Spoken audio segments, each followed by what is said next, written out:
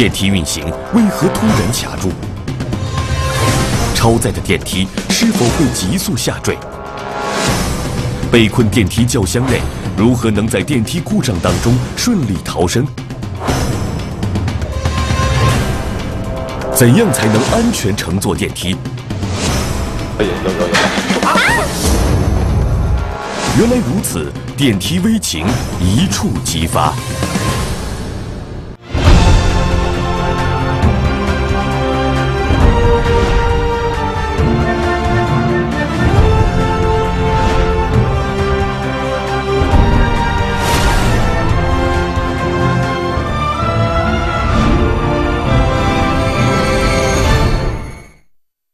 中国已成为世界上拥有电梯最多的国家，每天有240万部电梯在运转，平均每500多人就拥有一部电梯，而且每年以15%的速度在增长。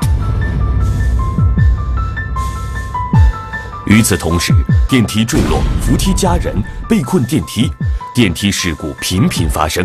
那么，面对越来越普及的电梯，我们该如何保证安全、防范危险呢？而一旦乘坐的电梯发生意外，我们又该怎样自救呢？在众多网友的提问中，我们挑选了2条进行验证：一、直梯为什么会突然坠落？2、扶梯的危险有哪些？本期节目针对网友的提问，原来如此的验证者们对任务进行了分配。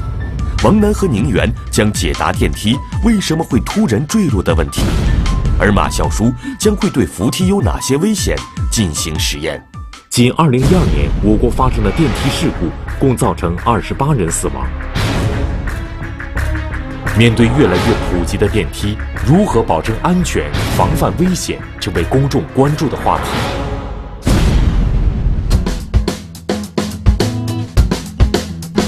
为了解答电梯为什么会突然坠落的问题，王楠和宁远找到了一个电梯检测厂，2人将在专家的指导下进行实验。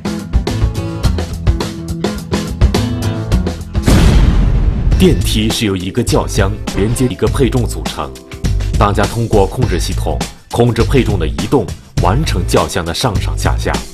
可是这个配重是有一定质量的，所以电梯里都有最高载定人数的限额。那么，超载可能直接导致电梯坠落吗？王楠和宁远决定进行验证。此时，为了实验的安全，我们把电梯停在了1楼，即使电梯下沉，也不会造成人员损伤。那咱们现在再找点人，才能做这个能做超载实验。对。我这个电梯的额定载重是1吨25，大约是18个人左右。18个？你乐什么呀？18个人呢？哎，这怎么了？我有朋友多，我有朋友，18个还不好找。来，看我给你找去。来，这边，来，看看，1、2个、3个、4个、5个、6个，不是，还是照这样，你得找20个啊，7个。嫌轻啊！来，再来，哥们儿们上。多少个了？好。8个、9个、10个、11，看看11个没反应。11个没动静。 13个了吗？13个，啊，我这14、15、16，哎，好，接着来，17个啊，17个，18，这18、19，来20，往里挤，21，22，来，你也进去吧，23，热腾腾来，让我也进去吧，24，让我进去吧，上面有对讲，按上头对讲按下，按一下就行了。有反应了。有吗？沉了。哎，下去了，看这儿。差不多了吧？差不多了，咱们出来吧，来吧，来慢一点啊，慢一点出来，有个台，慢一点出。我看，挺深的这个。从实验中大家可以看出，当电梯超载时，电梯自动保护，轿厢门就无法关上。可是此时大家仍然挤入电梯，会造成轿厢的重量远远大于配重的重量，这样两边就无法平衡，电梯就会下滑。记住电梯顶端的参照物，我们可以看到，电梯在超载后开始缓慢下滑。此时大家马上离开了电梯，这样才避免了轿厢继续下滑。如果此时人再挤入电梯增加重量，就会导致电梯下滑越来越快，最终坠落。所以超载是有可能导致电梯坠落的。那边王楠和宁远为直梯的实验忙碌着，这边马笑书已经做好了准备工作，他将在专业人员的保护下，对扶梯最有可能发生危险的地方分别进行测试。首先要进行验证的地方是电梯出口处。此时马笑书将模拟穿着长裙乘坐扶梯，当扶梯运行到出口时会发生怎样的情况呢？一切准备就绪，实验马上开始。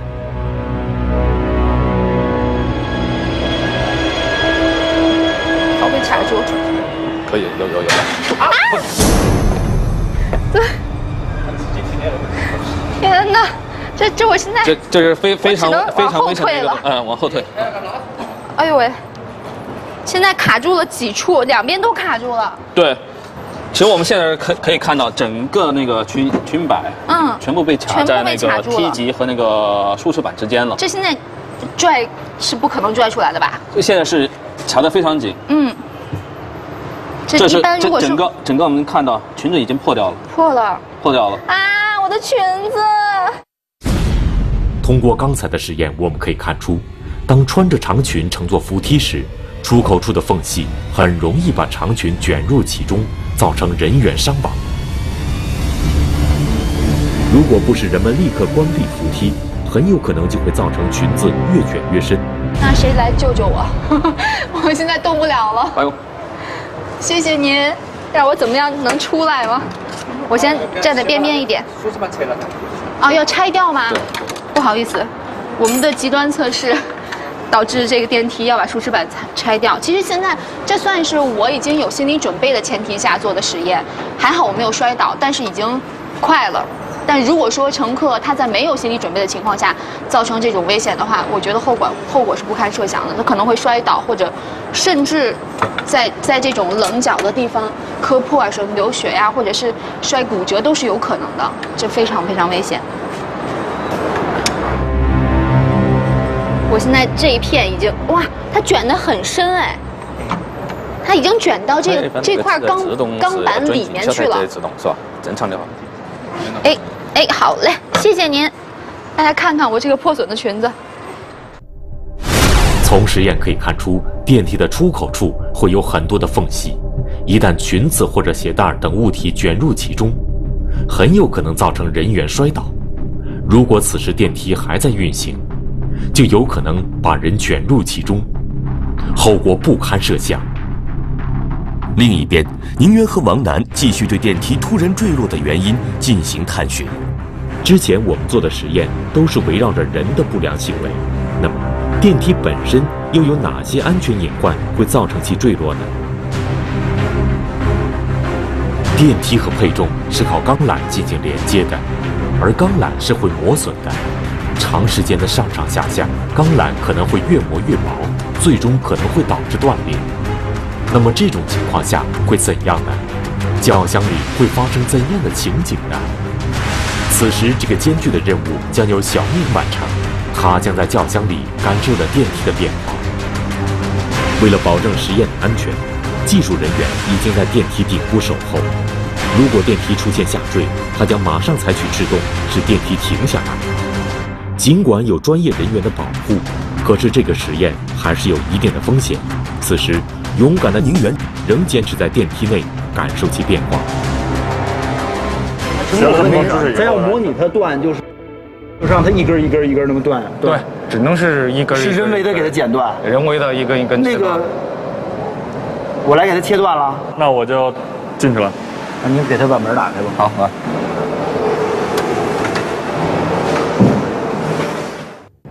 来。怎么？哎，这个如果电梯要下落的话，我应该保持一个什么姿势啊？你应该保持半蹲，哎，然后这个身体，哎，对，就这姿势。但是你这个腿稍微再腿再稍微收一点。哎，我看电视上演的是这样，那为什么不能这样呢？你那样的话，你的关节起不到缓冲作用。哦，整个关节就是直的。对，这样整个关节是直的。对，那我还是得这样蹲下来。哎，对，这样完全可以起到缓冲作用。这样扶着。对。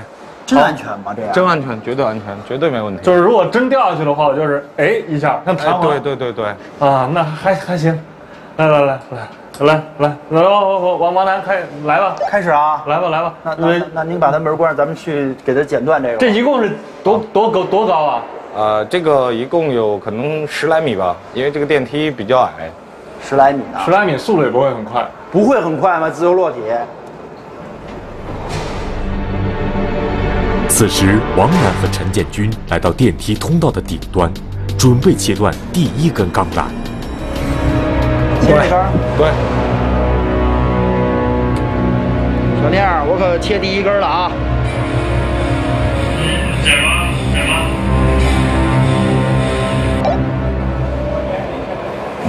下边这个。来吧。对吧？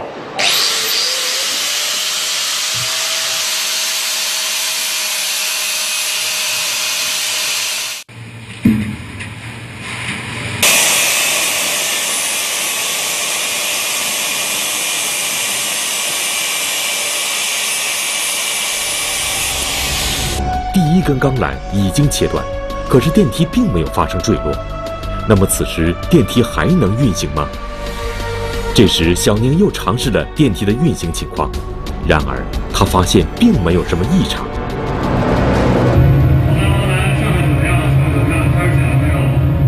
小宁，我第1根已经切完了，什么感受？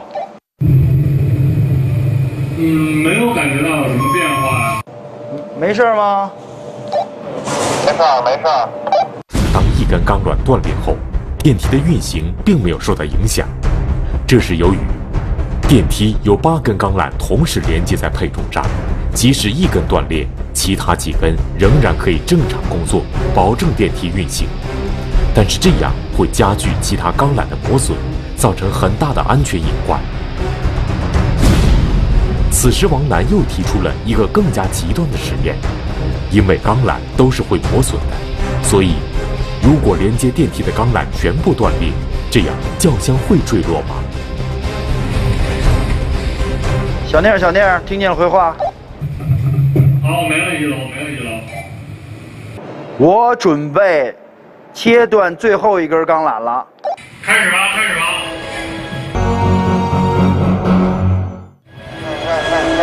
对吧？你准备好了啊？我准备切了啊！来吧。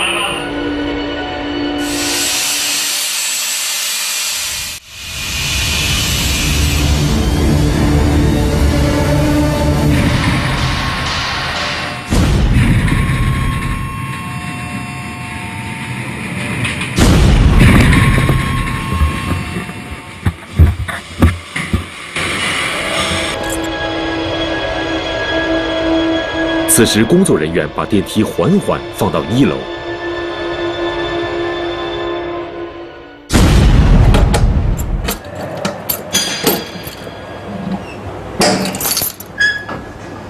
怎么样？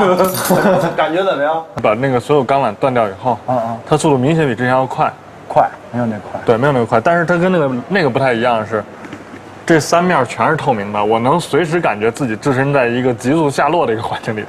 还是害怕吧？对，害怕，而且这个是从顶上是厂房的顶楼到1楼，中间是没有任何的楼层的，所以我不知道在这么长的距离里面在哪儿会停。虽然钢缆全部断裂，电梯发生了下降，但是很快被卡在中间，这是怎么回事呢？原来每个电梯都有一个专门的保护装置，那就是限速器，它在电梯的顶端。而且还有另外一个专门的绳索连接在轿厢上，这个绳索能够承受12吨的重量。一旦电梯急速下降，当下降速度超过其设定速度的115%时，限速器就会发出指令，而装在电梯上的安全钳就会把绳索卡在导轨上，这样使轿厢不会坠落，保证了乘坐人的安全。刚才小宁在电梯内，在所有钢缆断裂后，电梯急速下降，而正是限速器发出指令，从而使安全钳把轿厢卡在中间。发生这种情况后，电梯会一直卡在楼层中间。那么，如果一旦遇到这种情况，该如何逃生呢？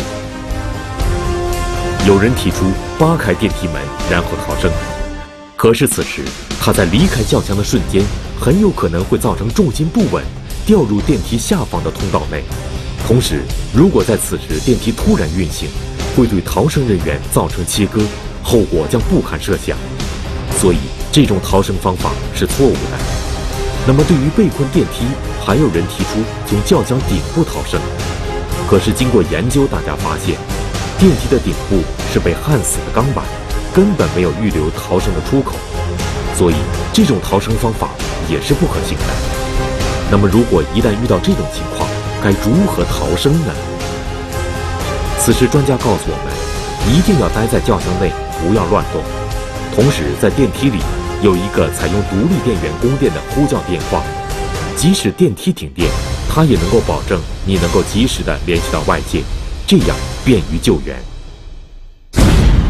针对扶梯有哪些危险这个问题，马小叔用实验证明了电梯出口的地方有很多缝隙，这些地方如果不注意，就会给人造成伤害。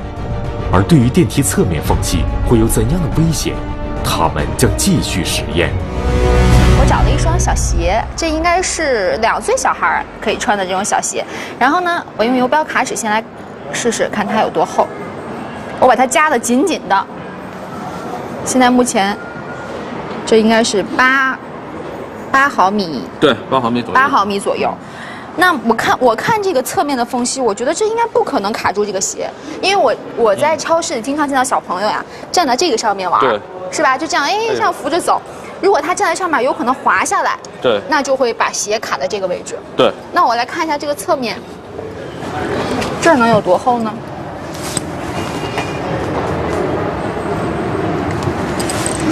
哇！大概2毫米，2毫米左右，2毫米还不到，我感觉。对对对，通常我们讲这个空间差别是非常大的，2毫米和这8毫米，8毫米，一般来讲是1/4卡不进去。对。但是往往有非常偶然的情况发生，到时候我们可以看一下。8毫米厚的鞋子会卡在只有2毫米的电梯缝隙中吗？我们拭目以待。比如说这个位置，小朋友滑下来，哎呦，看到了吗？我再往上，哎呦。卡进去了，刚把我手差点夹住。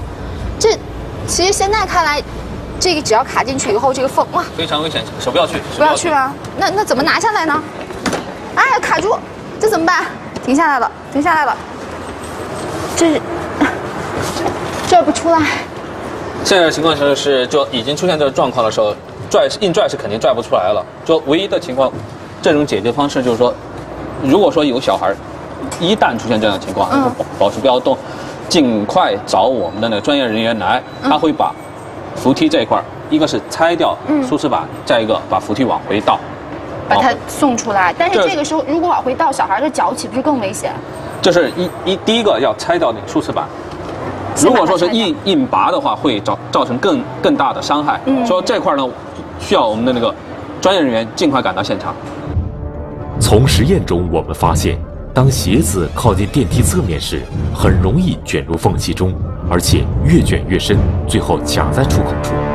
这种情况是非常危险的。谢谢您，谢谢您。这个已经惨不忍睹了，鞋的形状已经没有了。我真的不敢想象，如果这是小朋友的脚的话，我觉得肯定已经血肉模糊，而且骨头。对，这种情况下面是非常危险的。通过实验，大家发现电梯侧面的缝隙很容易卡住鞋子等物体，所以在乘梯时，大家一定要尽量站在踏板中间，避免接触这些缝隙，防止意外发生。电梯和建筑物的夹角是扶梯的另一个安全隐患。当人们在这里左顾右盼，或者把手伸出扶梯时，会出现怎样的情景呢？我们继续实验。比如说，谁在底下叫我小叔，我这样一看，到这个位置碰头是小，但是要知道这个角度，你看到这个尖的这个位置的时候，对，有可能会卡住。对，或者有的人可能背包买了很多东西，把这个东西放在这个扶手上，为了轻一点，这样走到这个位置也有可能卡住。我们要模拟一下，如果这个小朋友在这儿调皮捣蛋了一下，身子往外探，那么会造成什么样的危险呢？试一试吧。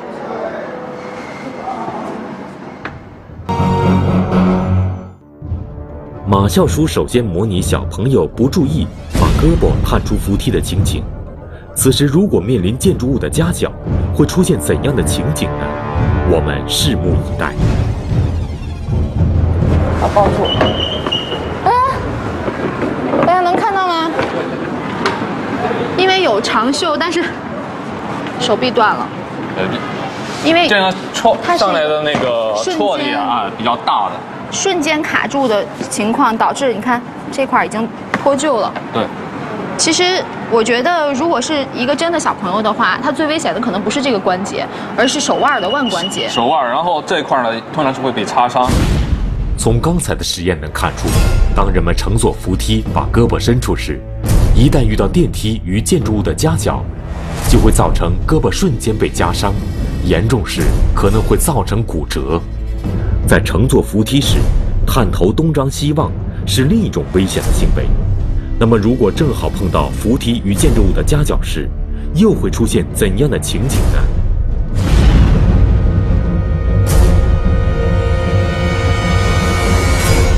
看出去了，哎呀！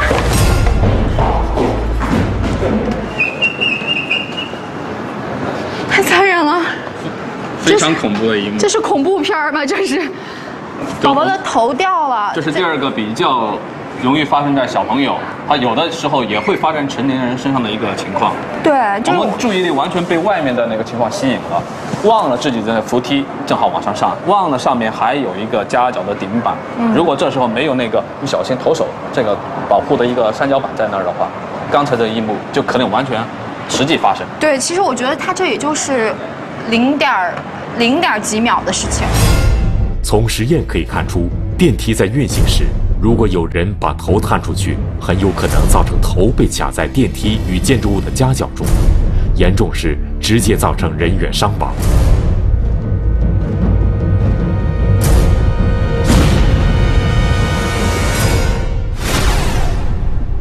通过实验，马教授发现了乘坐扶梯时的3个安全隐患，它们是扶梯出口、踏板侧面的缝隙和扶梯与建筑物的夹角。这些地方如果不加注意，就会给乘梯人带来伤害。所以在乘坐扶梯时，大家一定要多加小心。本期节目，王澜和宁远用实验证明了，电梯只有在所有钢缆全部断裂和限速器也失去作用的条件下，才会发生坠落。而对于被困在电梯中该如何逃生的问题，大家一定不要乱扒门，而是要用电梯中的急救电话向外界求救。在乘坐扶梯时，大家一定要注意扶手槽、出口、电梯侧边的缝隙和电梯与建筑物的夹角，这些都有可能给大家造成伤害，所以乘梯时请多加小心。现在其实有关电梯危险的新闻太多了，所以让大家可以说是谈之色变。对。但是不得不说，电梯还是一个便民利民的工具。我们不能忽略这一点。所以只要大家看了我们今天的节目，用了正确的、安全的乘坐方法，相信危险和事故会远离你的。没错。